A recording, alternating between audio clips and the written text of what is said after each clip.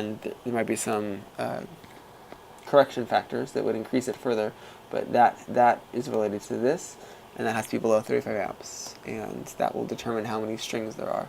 The number of panels on each string, and this one is assuming this one doesn't account for the possibility of dual MPPT inverters, or with a solar edge application or some other optimized string lengths on different string lengths on the same inverter, but that's not what we're going to focus on here. So strings of 13 and 14 are allowable in this setup because that's between 300 and 600.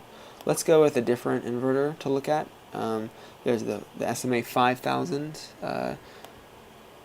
-22 at 240, which is going to have a much wider range. Notice before we could do 13 or 14 panels, and now we can do 8 through 14.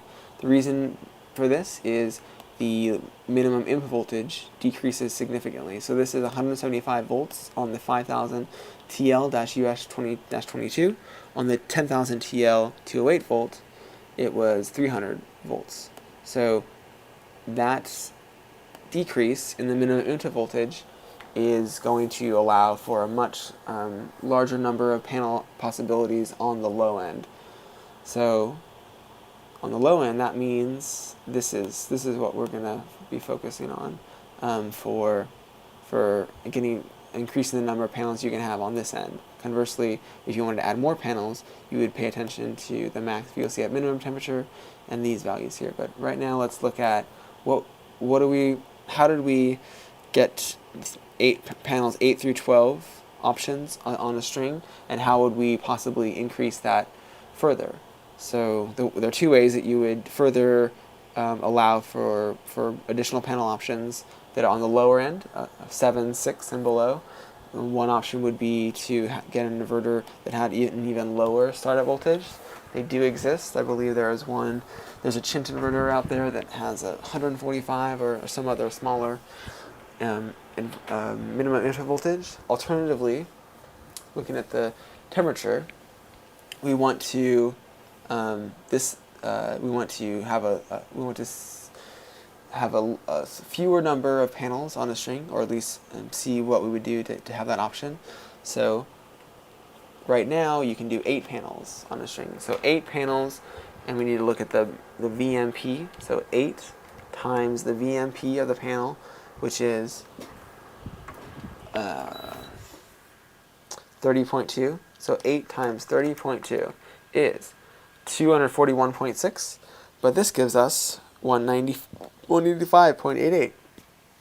So why does this value give us 195.8 when the VMP times 8 panels is 241? It's because of the temperature, the way the temperature affects it.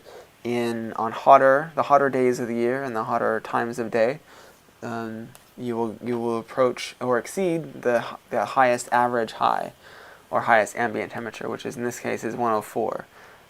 So with that factor, that's going to decrease the voltage, because the higher the temperature, the lower the voltage. So in a bubble with no temperature correction, or the laboratory setting in which these values were created, you would have 241 volts, but the temperature decreases to 195. So it's approximately 45 degree decrease due to the accounting for what will happen to the array on the hottest days.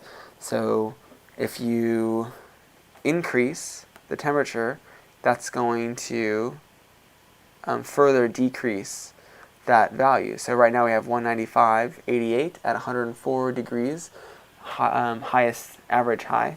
Let's see what happens when we go to 110. 195 went to 192. And remember, the minimum input voltage is 175.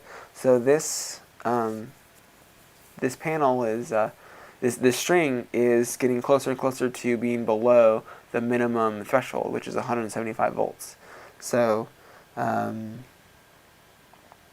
you only have about 18, 17 degrees before